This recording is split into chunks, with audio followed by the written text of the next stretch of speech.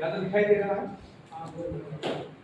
तो शब्द पे आज जो हम चर्चा होगी वो होगी रचना के आधार पर शब्द के भेद। रचना के आधार पर शब्द के भेद।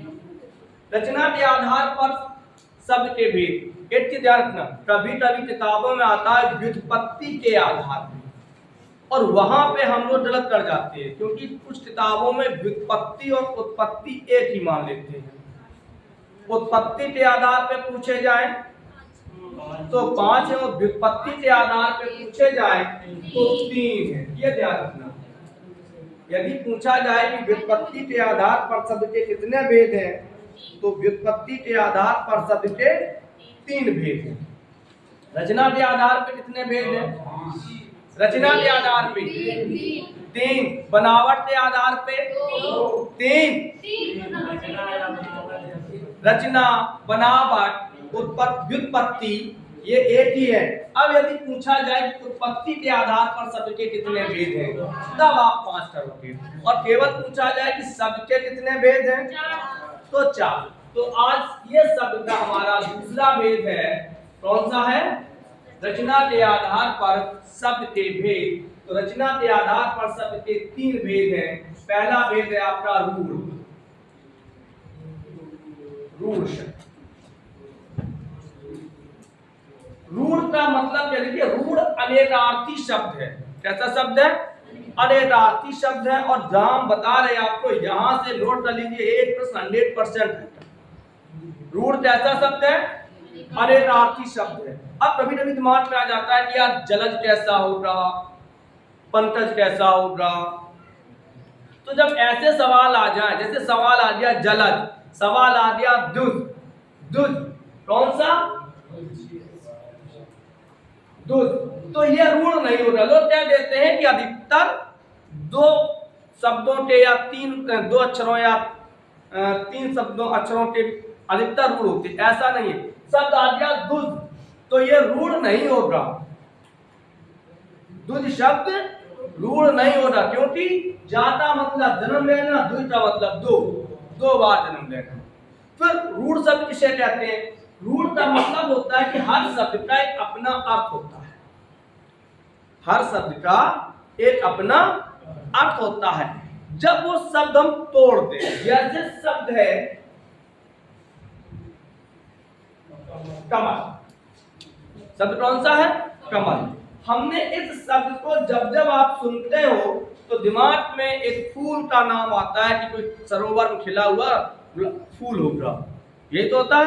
कमल का मतलब भी यही होता है। हमने लिख दिया कलम,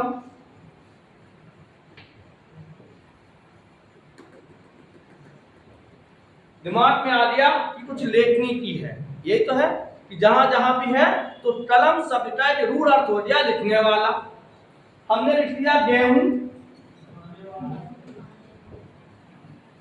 तो आपके दिमाग में आ गया कि गेहूं का एक पौधा। ये रूढ़ शब्द है। दुकान पे आप जाओगे, गेहूं मांगोगे तो ऐसा तो नहीं है कि वो बाजरा दे दे। बाजरा मांगोगे तो ऐसा तो नहीं है, क्योंकि उसका एक अर्थ है। आप ब्रेड की दुकान पे जाओ तो डबल रोटी दे दो, तो आपको रोटी देगा, डबल रोटी ब्रेड। लेकिन यदि हम किसी दुकान पर जाएं और उससे कहें, मान चलिए आप थोड़ी देर के लिए चीनी, क्या सबका चीनी, आप दुकान पे चीनी लेने के लिए गए और शब्द के बीच में थोड़ा सा गैप कर दीजिए, उन्हें भैया ची, और थोड़ी देर के बाद का भैया नी दे दो, या उन्हें भैया सुनो 10 रुपया के और फिर खड़े रहो, भैया लू दे दो। तो यदि शब्द जो आलू शब्द है, चीनी शब्द है, रोटी शब्द है, कलम शब्द है, आप दुकान पे जाइए, उन्होंने भैया पे, और फिर पैसा डालो, भैया ना दे दो, नहीं होगा, क्योंकि पेन का इसका एक अपना हमेशा के लिए अर्थ चला आया कि यदि हम पेन एक ठट्टा कहेंगे तो ही पेन मिलेगा। रोटी ठट्टी, अब यहां से जाओ, बस्ता रखो और मम्मी से कहो बस्ता हाथ पर, मम्मी रो और थोड़ी देर बाद आप मिट्टी दे दो तो पैरों में भी भड़बड़ाए दे कि हाय टायर हो, और थोड़ी देर बाद चाय बना के ले आए फिर पूछने लगा टायर हो। आपने क्या माना? आप तो रोटी लेना था, लेकिन आपने शब्द में 2 सेकंड 3 सेकंड 4 सेकंड का गैप कर दिया, तो वो शब्द जो मूल शब्द था अपने अर्थ को उसने खो दिया। तो ऐसे शब्द का परिभाषा बनती है कि ऐसे शब्द जिनका एक अपना परंपरागत अर्थ होता है, ऐसे शब्द जिनका एक अपना परंपरागत अर्थ होता है, यदि उस शब्द को हम तोड़ते हैं, उसका विच्छेद करते हैं, तो वो अपने मूल अर्थ जो उनका होता है वो खत्म हो जाता है। चलिए, ऐसे शब्द जो या जिन्हें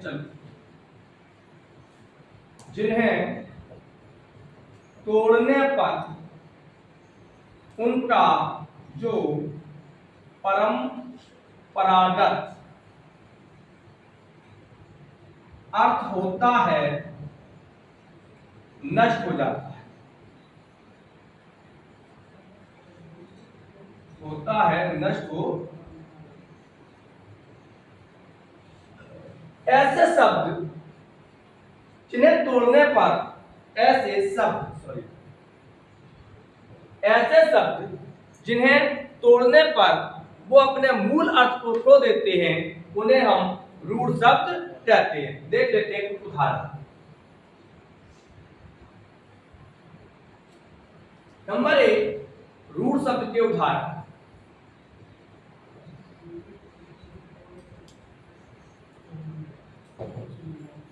जैसे शब्द है गेहूं, शब्द है चावल, शब्द है कलम, शब्द है मदन। बहुत से शब्द हैं। कोई एक शब्द आप बताओ जो लगता हो कि यार ये रूढ़ हो सकता है या ना हो सकता हो। शब्द है पंकज। पंकज है? नहीं है, क्योंकि पंक माने टीचर और जा माने उत्पन्न होना, टीचर से उत्पन्न होना। इसका मतलब ये अपने मूल अर्थ को नहीं खोएगा। ये 2 शब्दों से, 2 अक्षरों से, 2 शब्दों से मिलकर ही बना है, तो ये नहीं होगा। समझ में आया? जिस शब्द के अंत में यदि जा है तो समझ लीजिए वह रूढ़ शब्द नहीं होगा। सही है? क्लियर? जैसे शब्द है चंद्रमा या चांद, तोड़ दो। शब्द है विद्या, भी धंधा, पानी, पाधन नी, कोई मतलब नहीं है। यानी कि यदि आपको प्यास लगी है और जब तक आप ये नहीं कहोगे भैया पानी दे दीजिए, तब तक नहीं मिलेगा। और आपने कहा भैया फिर देखो यार भैया नहीं मिलीजिए, नहीं मिलेगा। तब मिलेगा जब आप कहोगे भैया पानी दे दीजिए। तो ऐसे शब्द जिन्हें तोड़ने पर उनका मूल अर्थ खो जाता है या मूल अर्थ नष्ट हो जाता है, उसे हम रूढ़ शब्द कहते हैं। क्लियर हो गया? किसी को कोई डाउट, समस्या, दिक्कत, परेशानी? कोई नहीं? प्रॉब्लम? कुछ भी नहीं। तो दूसरा शब्द आता है, रूढ़ के बाद आता है यौगिक शब्द। अच्छा, यौगिक शब्द किसे कहते हैं? पहले तो इसको देखो कि यौगिक शब्द का मतलब क्या होता है। इसको जब हम तोड़ेंगे तो शब्द होगा योड दान एक। योड माने होता है जोड़ और इट माने होता है से संबंधित। अब एक चीज और समझना यौगिक में कि जिस शब्द के अंत में इट प्रत्यय लगता है, कौन सा? इट प्रत्यय। उस शब्द का जो पहला अक्षर होता है वो दीर्घ हो जाता है। जैसे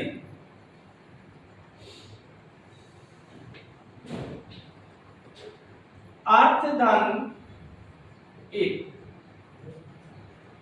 शब्द क्या होगा? आर्थिक। राजनीति धन एक, राजनीति नैतिक। नीति का क्या हो गया? नैतिक। समाज धन एक सामाजिक। पहला अक्षर कैसा होगा? दीर्घ होगा। तो योज धन एक, तो क्या हो गया? दीर्घ हो गया योजित। योज माने होता है जोड़ से, इत माने संबंधित, जोड़ से संबंधित। अभी हम 2 4 6 8 तो जुड़िए नहीं, क्या जुड़ेंगे? शब्द ही जुड़ेंगे। तो जब शब्द जुड़ेंगे तो कौन से शब्द जुड़ेंगे? तो पहला शब्द था मेरा रूढ़। तो परिभाषा होगी, दो रूढ़ शब्दों से मिलने पर जो शब्द बनते हैं वो यौगिक कहलाते हैं। दो या दो से अधिक रूढ़ शब्द मिलके दे रहा हूं।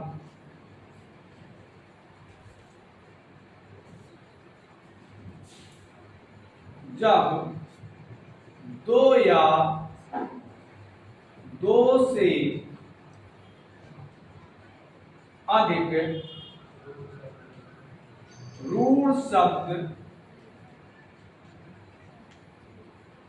मिलने से यौगिक शब्द बनता है। हो सकता है किताबों से मेरी परिभाषा भिन्न हो।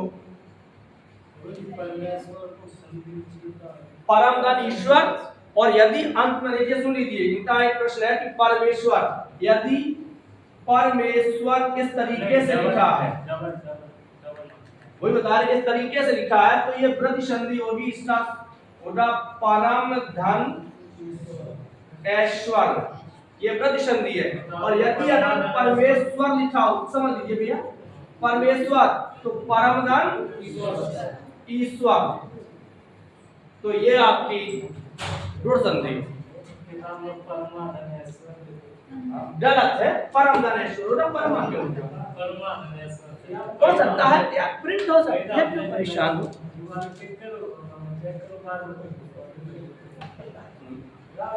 चलो आगे बढ़ते हैं। तो जब दो या दो से अधिक रूढ़ शब्द मिलने से यौगिक शब्द बनता है, क्या हुई गो? बंद कर दो। चलो, तो दो या दो से अधिक रूढ़ शब्द, और ध्यान रखना कि जब दो या दो से अधिक रूढ़ शब्द मिलेंगे तो ऐसे शब्द मिलेंगे जो तत्सम होंगे। ये भी ध्यान रखना कि रूढ़ शब्द तो कोई भी हो सकता है, यौगिक शब्द जब बनेगा, अपवाद भले ही हो, यदि यौगिक शब्द बनेगा तो उसमें अधिकतर शब्द कैसे होंगे? तत्सम होंगे। जैसे विद्याधन आलय, विद्याधन आलय, विद्यालय। अब यौगिक शब्द कहां हो सकते हैं, अब इसको समझ लेते हैं, क्योंकि हमने कहा कि अधिकतर जो मूल यौगिक शब्द बनेंगे वो तत्सम में होंगे। इसके अलावा यौगिक शब्द कहां हो सकते हैं, चलो इस पे चर्चा हो जाए। पहले इसको समझा दें हैं। जैसे शब्द है विद्या धन आलय, शब्द हो गया विद्यालय। दूसरा शब्द ले लेते हैं हम, नीलधन अंबा, नीला। समझ में आया? ये मूल यौगिक शब्द है। पीतधन अंबर, पीतांबर, ये कहाँ आएगा? यौगिक में आएगा। लेकिन जब कोई यौगिक, उसको आगे बताएंगे। विद्याधन आलय, विद्यालय। इसके अलावा यौगिक शब्द उपसर्गों से भी मिलकर बनती है। जैसे प्रतिधन दिन, प्रतिदिन, आधन हार, आहार। समझ में आया? उपधन देश, उपदेश। किससे बने? उपसर्ग से बने।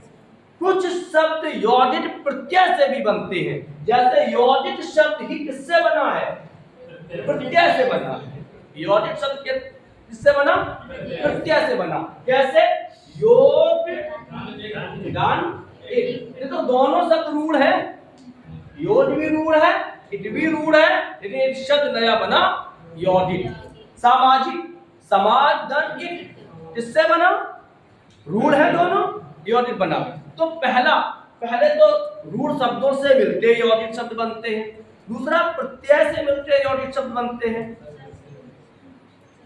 जैसे आपने कहा जलज, तो जा क्या है? प्रत्यय है, यौगिक है। हमने कह दिया दुज, जा क्या है? प्रत्यय है। हमने कह दिया कुम्हारिन, इन क्या है? प्रत्यय है। हमने कह दिया लोहार, लोहाधन आर, प्रत्यय है। तो प्रत्यय से भी यौगिक शब्दों का निर्माण होता है। दूसरी चीज, जैसे एक शब्द है कुशल, कुशल, अच्छा ये बताओ ये रूढ़ है कि यौगिक है? शब्द है कुलीन, कुलीन रूढ़ है कि यौगिक है? ये शब्द ये रूढ़ हो सकता है लेकिन ये शब्द रूढ़ नहीं हो सकता, क्योंकि लीन का मतलब होता है लगा हुआ या निरंतर।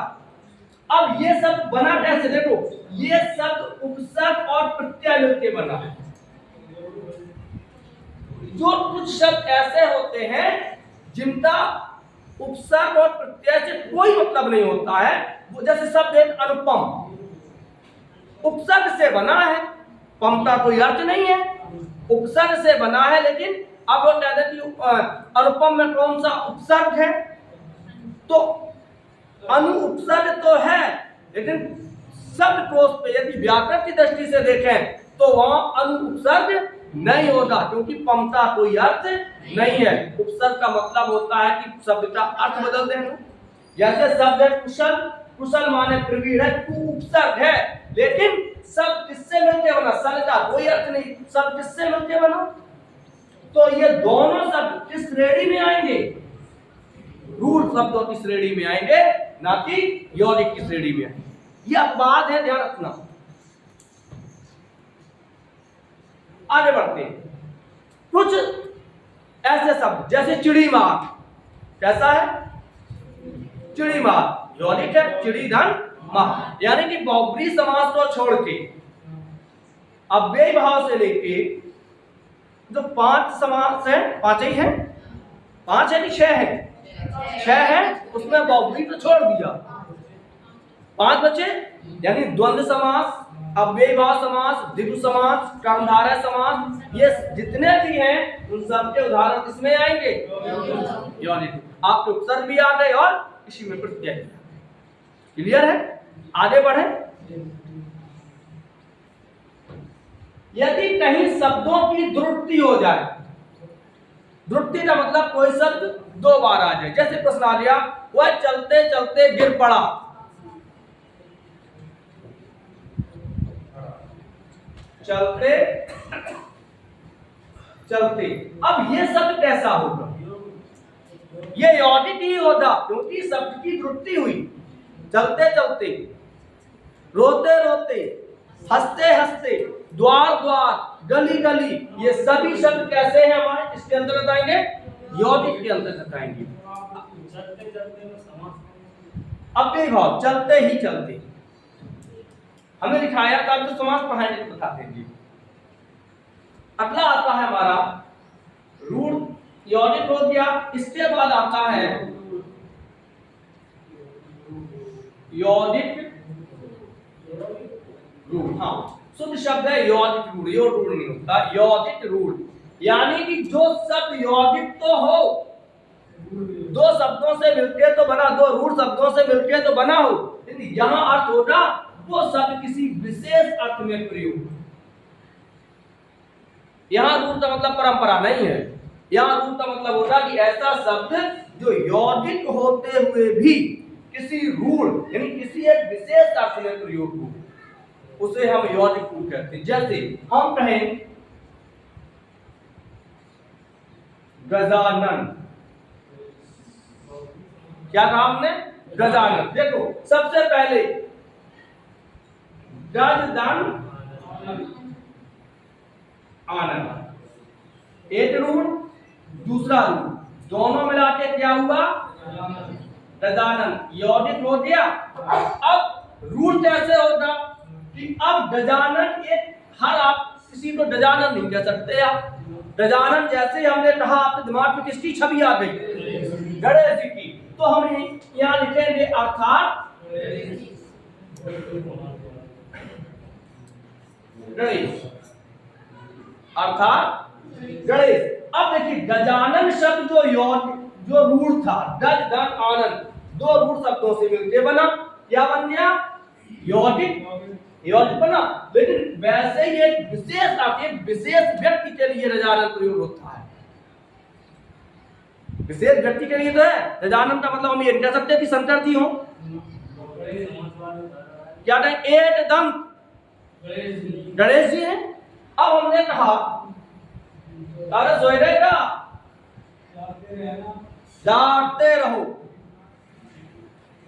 रहो और जिंदगी की दौड़ में भागते रहो, चलते रहो। यदि चलना बंद कर दिया, यदि टापी के पन्ने पलटना बंद कर दिए तो समझ लीजिए वही जिंदगी स्टॉप है। हाँ, ऐसे ऐसे लोग हैं जिन्होंने टापी के जो बहुत अच्छे पढ़न, हाँ, और उन्होंने जिस दिन टापी के पन्ने या किताब के पन्ने पलटना बंद कर दीजिए, खत्म। हाँ, तो चलते रहिए, दौड़ ना पाओ चलो। और एक चीज हमेशा ध्यान रखिए, जो सूर्य उदय से पहले जागा वो जीवन की रेस में सबसे आगे भागा। हाँ, जो सूर्य उदय से, ये बिल्कुल सत्य है।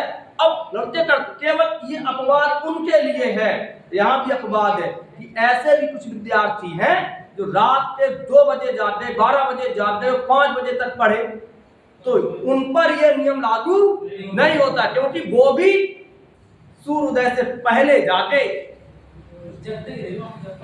अब जो व्यक्ति भाई 11-12 बजे जागेगा, मैं अपनी एक कहानी बताऊं अपने यहाँ, हमने परीक्षा में एक कमरा लिया, तो मैं 3-4 दोस्त थे, जब यार हम पढ़न बैठे थे तो ठंडड़ी धनिया बजाए करें, बड़े परेशान। हमने शिकायत कही एक मकान मालिक से, हमने दादाजी पढ़न नहीं दे, बोले तुम तो उल्लू हो, आज तुम मेरे ठंडिया डालिए मेरे देना। उन्हें आओ, उनने मुझे 11 बजे जगा दिया, मतलब खाना खाए जब कच्ची नींद जगा दी, बोला पढ़ो। हाँ, जगे मजबूरी में पढ़े, 2 दिन परेशानी भाई, अब आदत पड़ गई, मतलब जरा देते और 4 बजे चला सो जाओ अपने आप, मतलब उनने पूरी मेहनत मेरे संग की, सो जाते। 5वें दिन उन्होंने अंकित अब वहीं पर ही हो, और जैसे हमने बताओ अपन 11 बजे नहीं 12 बजे जब यो करें, हम 12 बजे जब क्या 3 बजे 4 बजे तक पढ़, जब ये पढ़न बैठे हम धनिया बजाए। तो जीवन की रेस में यदि दौड़ना है, चल ना पाओ, दौड़ ना पाओ, तो रिंडो बैरल चलो, निष्क्रिय ना रहो, चलो। अब आता है यौगिक की बात चल रही थी, जैसे मैंने कहा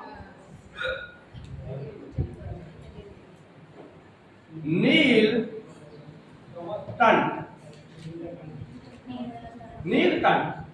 अब देखिए सबसे पहले यदि हम तोड़ है तो शब्द हो गया नीलकंठ। 2 रूढ़ शब्द हैं और 2 रूढ़ से मिलते एक शब्द कैसा बना? यौगिक। लेकिन जैसे ये यौगिक बना, ये एक व्यक्ति विशेष के लिए बन गया। नीलकंठ मतलब शंकर जी। अब हमने कहा पीतांबर,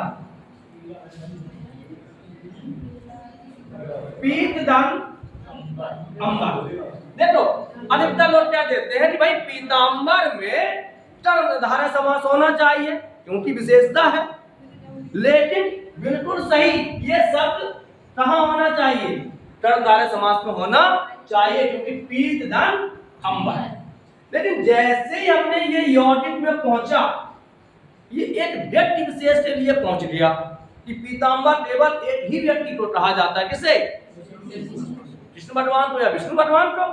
तो पीतांबर कर्णधारय होते हुए भी जब ये पीतांबर बना तो किसके लिए प्रयोग हो गया? विष्णु भगवान के लिए। जैसे और देख लेते पीतांबर का उदाहरण देख लेते हैं, हम कहते हैं श्वेतांबर, श्वेतांबर, श्वेत धन अंबर, अर्थात हमने तो नहीं बताया, आप ही बता रहे सरस्वती, हमने कहा बाढ़ंबर, बाढ़ंबर अर्थात शिव, बाढ़ की खाल ही जिसका वस्त्र हो, अर्थात दिगंबर, दिशा ही दिशा वस्त्र हो, कैसे हैं व्यक्ति विशेष के लिए। हमने कहा नीलांबर, बेटा सोचो तो नीले वस्त्र पहना, दिमाग में कोई शब्द नहीं आया होता? आया कोई? अगर देखिए हमने कहा बारहंबर, आपने कहा शंकर जी, हमने कहा पीतांबर, आपने कहा विष्णु जी, हमने कहा श्वेतांबर, आपने कहा सरस्वती जी, हमने कहा नीलांबर। अब दिमाग दौड़ा रहे हो, पता नहीं कहा है तो नीले पहने, इसलिए ये इसका यौगिक होते हुए भी कोई रूढ़ नहीं बना, किसी व्यक्ति विशेष के लिए प्रयोग नहीं हुआ, तो ये क्या रहेगा? यौगिक। और ये क्या रहेंगे? यौगिक होते हुए भी रूढ़ हो गए, एक व्यक्ति विशेष के लिए हो गए, तो इन्हें हम यौगिक कहते हैं। समझ में आ गई? चलिए आगे बढ़े, कुछ कह रहे हैं बताओ, दिक्कत परेशानी समस्या? अच्छा बात में आगे बढ़ते हैं। शब्द का अगला प्रकार होगा अर्थ के आधार पर, अर्थ के आधार पर शब्द के भेद। अर्थ के आधार पर शब्द के भेद कितने होते हैं भैया? 2। ध्यान रखना, अधिकतर लोग 4 बताते हैं और किताबों में भी 4 आती है, बस इतना ही अंतर है। और जब आप 4 करते आ जाते हो तो वहां गलत हो जाता है। अर्थ के आधार पर शब्द के 2 भेद होते हैं, एक होता है सार्थक शब्द और दूसरा होता है निरर्थक शब्द। अब सबसे गूढ़ बात समझ लो, जो रूढ़ है, विशेष बात है कि हिंदी में कोई भी शब्द निरर्थक नहीं है, और फिर भी हम लोग पढ़ रहे हैं। क्यों निरर्थक नहीं है? कल हम लोगों ने देशज पढ़े थे, देशज पढ़े थे, सबके अर्थ थे, देशज भाषा में तो सबके अर्थ हैं, लेकिन उनमें डिक्शनरी ढूंढियो नहीं मिले। तो ऐसे शब्द, देखो सार्थक शब्द वो शब्द होते हैं जिनका शब्दकोश के अनुसार व्याकरणिक अर्थ होता है, वो सार्थक होते हैं। इनमें हम तत्सम भी ले सकते हैं। सार्थक शब्दों में पहला शब्द कौन सा आएगा? तत्सम शब्द आएगा। सार्थक शब्दों का पहला शब्द कौन सा होगा? तत्सम होगा, तो सार्थक हो गया। दूसरा, इसमें हम ले सकते हैं विलोम शब्द। विलोम शब्द, विलोम का मतलब विपरीत। सार्थक शब्द है, इसमें ले सकते हैं हम समानार्थी यानी पर्यायवाची, इसमें ले सकते हैं हम एकार्थी जिनके केवल एक अर्थ है, इसमें ले सकते हैं हम अनेकार्थी, अनेकार्थी शब्द, इसमें ले सकते हैं हम श्रुति सम भिन्नार्थक शब्द, श्रुति सम भिन्नार्थक शब्द। और भैया जो बहुत मोस्ट है, श्रुतिशम भिन्नार्थक शब्द, अभी आया था जगत और जगत, आपकी परीक्षा में आया था, अंत और अंत, तो इसको हमें डिटेल में पढ़ना है और फिर इसको पढ़ना है। तो बहुत से अनेकार्थी, एकार्थी, समानार्थी, तत्सम, विलोम, इसमें ही आते हैं आपके वाक्यांश, क्योंकि उनका भी तो व्याकरण अर्थ होता है, व्याकरण का अर्थ उनका भी होता है।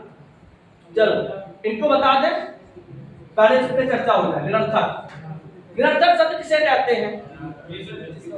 ऐसे शब्द जिनका व्याकरण लेखा जोखा नहीं होता है, और ये 4 प्रकार के होते हैं। निरर्थक शब्द कितने प्रकार के होते हैं? 4। सार्थक शब्दों की कैटेगरी आप निश्चित नहीं कर सकती, ये एकार्थी, अनेकार्थी है, ये तमाम है। किताबों में तो अर्थ के आधार पर 4 दिया जाता है, एकार्थी, विलोमार्थी, अनेकार्थी और समानार्थी।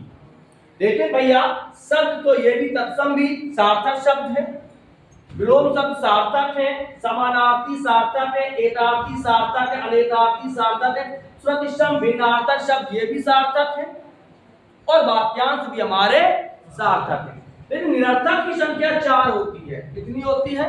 4 होती है। कौन कौन से 4 है? सबसे पहले तो स्वतंत्र, निरर्थक शब्द, स्वतंत्र निरर्थक शब्द, जैसे गड़बड़, उरे, डब्बी, पेट, लोटा, लुटिया, जितने भी देशज आ जाते हैं वो अधिकतर कैसे होते हैं, क्योंकि इनका व्याकरण लेखा जोखा नहीं होता है। फिर कुछ शब्द ऐसे होते हैं जो सार्थक शब्दों के साथ आते हैं, सार्थक शब्दों के साथ आने वाले निरर्थक शब्द, सार्थक शब्दों के साथ आने वाले निरर्थक शब्द, ऐसे शब्द जो सार्थक शब्दों के साथ हमेशा, रोटी रोटी, चाय वाय, पानी आनी, ये कैसे हैं, निरर्थक है लेकिन सार्थक शब्दों के साथ आता। फिर आता है चौथा भेद है इसका, ध्वन्यात्मक, ध्वन्यात्मक निरर्थक शब्द, जो ध्वनि, किसी ध्वनि से बना हो। बताओ कौन कौन से शब्द ध्वनि से बन सकते हैं, पिपियाना, टिटियाना, चिचियाना, टिटियाना, थरथरा, नहीं, वो अंतरात्मक है, टनटनाना, थनथना, थरथराना, सनसनाना, ये कैसे, इनका अंतरण किया, लेकिन पिपियाना, टिटियाना ये ध्वनि से बने, हमने इनका ही शब्द बनाया और उसका अंतरण किया। सनसन से सनसनाना अंतरण नहीं किया, टनटन से टनटनाना ये अंतरण है, लेकिन पिपियाना ये ध्वन्यात्मक है, समझ आए। अब आगे बढ़ते हैं हम लोग निरर्थक को छोड़ के, यदि पूछा जाए निरर्थक शब्द के कितने भेद हैं, 4। अर्थ के आधार पर शब्द के कितने भेद हैं, 2। आज हम लोग चलते हैं सार्थक शब्दों में, सबसे पहले हम सप्तम पढ़ चुके हैं, विलोम उठाते हैं, 2 मिनट का टाइम लीजिए, विलोम शब्द उठाते हैं और फिर विलोम कैसा भी बता दे रहे हैं, समय है, चल जब बताओ तब कर दूं, चलो। अब विलोम शब्द, सबसे पहले आप विलोम को समझो,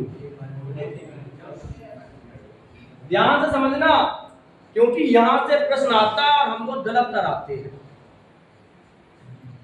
विलोम शब्द का निर्माण कैसे होता है, तो विलोम शब्द 3 प्रकार से बनते हैं। सबसे पहले तो जो शब्द विपरीत अर्थ दे उसे हम विलोम कहते हैं, जो शब्द अपने से विपरीत अर्थ देता है उसे विलोम कहते हैं। 3 प्रकार से बनते हैं, एक तो स्वतंत्र विलोम, स्वतंत्र विलोम किसे कहते हैं, जो शब्द ना तो किसी उपसर्ग से बने हो ना किसी लिंग परिवर्तन से बने हो, स्वतंत्र हो, जैसे अच्छा का बुरा, ठंडा का गरम, आकाश का पाताल, ऐसे विलोम होते हैं। अच्छा बताइए जल का विलोम क्या है, स्थल या थल। अग्नि का विलोम, अग्नि का विलोम जल।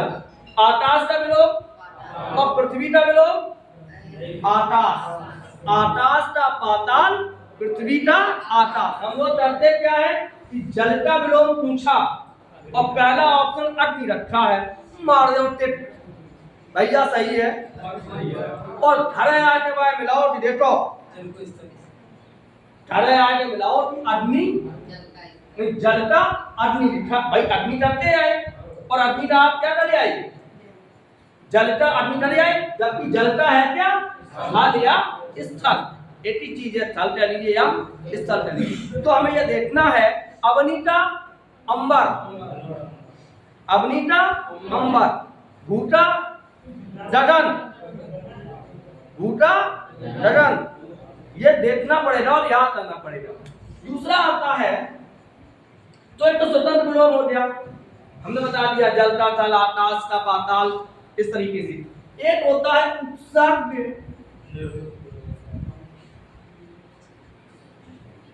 निर्मित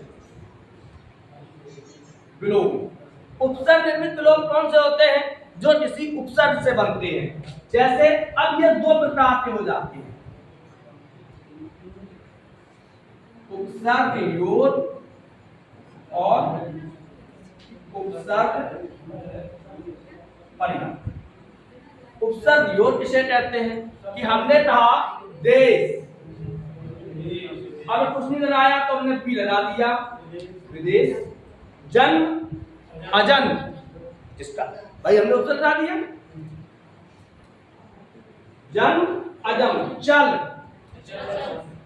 क्या हो गया अचल, तो इसे हम उपसर्ग योग कहते हैं।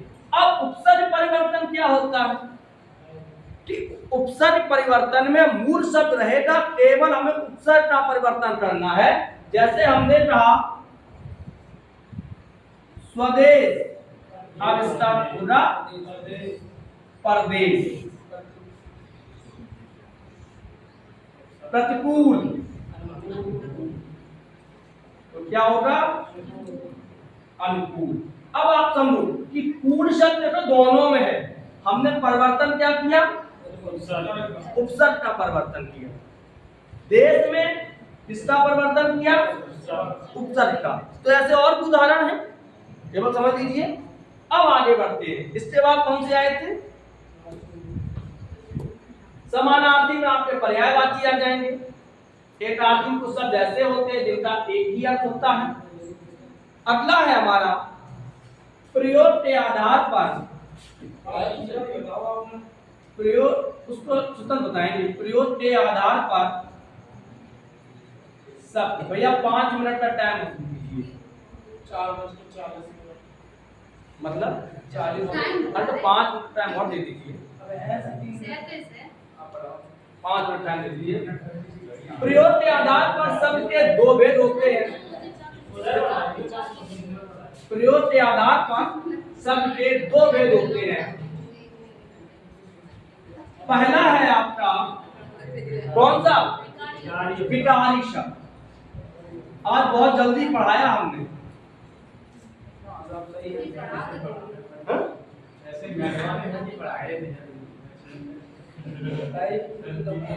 दूसरा अविकारी शब्द क्या करें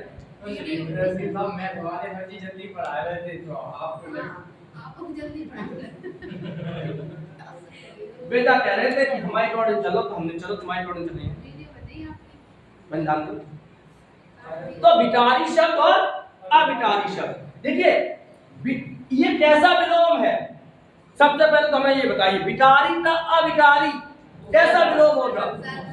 उपसर्ग, उपसर्ग परिवर्तन, क्योंकि कारी इसमें भी और कारी इसमें भी है। विका अभी सही हो गया। चलो आगे बढ़ते हैं। विकारी शब्द और अविकारी शब्द ये 4 प्रकार के होते हैं और ये भी 4 ही प्रकार के होते हैं। दोनों कितने प्रकार के होते हैं। अब यदि कभी यह पूछ दिया जाए कि व्याकरण की कोटियां कितनी हैं, व्याकरण की कोटियां कितनी है, तो 4 × 4 बराबर 8। कितनी 8 कोटियां हैं। जो 4 विकारी शब्द हैं, विकार का मतलब होता है परिवर्तन, विकार का मतलब क्या होता है परिवर्तन। ऐसे शब्द जिनमें हम लिंग वचन के अनुसार परिवर्तन कर सकते हैं, यानी एक वचन को बहुवचन में, बहुवचन को एक वचन में, स्त्रीलिंग को पुल्लिंग में और पुल्लिंग को स्त्रीलिंग में हम परिवर्तन कर दें, वो कहलाते हैं विकार। और ये 4 शब्द होते हैं। सबसे पहले होता है संज्ञा, दूसरा होता है सर्वनाम, तीसरा होता है विशेषण और चौथा होता है क्रिया। ये स्वतंत्र टॉपिक हैं और हम आपको स्वतंत्र रूप से ही पढ़ाएंगे। यहाँ केवल बताएंगे। अविकारी लिख लीजिए। सबसे पहले आता है क्रिया विशेषण, दूसरा होता है संबंध बोधक अव्यय, तीसरा होता है समुच्चय बोधक अव्यय और 5वां होता है विस्मय बोधक अव्यय। अब अविकारी कहते किसे हैं कि जिनमें लिंग वचन के अनुसार कोई परिवर्तन न हो। जैसे शब्द है कल, शब्द है आज, शब्द है बहुत, शब्द है फिर। तो ऐसे शब्द जिनमें अब आज का बहुवचन बनेगा, कल का बहुवचन बनेगा, बनेगा नहीं बने। तो जिनमें हम लिंग वचन के अनुसार कोई परिवर्तन ना कर सके वो कहलाते हैं अविकारी। इनकी संख्या कितनी होती है? 4। जिनमें हम लिंग वचन के अनुसार, जैसे राम, क्या कर सकते हैं? रामा कर सकते हैं। लड़का, लड़के, जिन परिवर्तन करेंगे तो लड़की बदल जाएगा। तो जिनमें हम संज्ञा में परिवर्तन, सर्वनाम में, विशेषण और क्रिया में, चलता है चलती है, गाता है गाती है, परिवर्तन हो जाएगा। तो ऐसे शब्दों को जिनमें परिवर्तन की गुंजाइश है, जिन्हें हम बिगाड़ सतत, वे क्या होते हैं? विकारी। जिन्हें नहीं बिगाड़ सकते वो अविकारी। 2 मिनट और लेंगे। ये बताइए शब्द के कितने भेद हैं? 4। अर्थ के आधार पर शब्द के कितने भेद हैं? 2। रचना के आधार पर शब्द के 3। प्रयोग के आधार पर शब्द के 2। उत्पत्ति के आधार पे, व्युत्पत्ति के आधार पे, बनावट के आधार पे, स्रोत के आधार पे, स्रोत के आधार पे 5। कल का हमारा टॉपिक होगा संज्ञा से। हाँ, ये भी बात सही।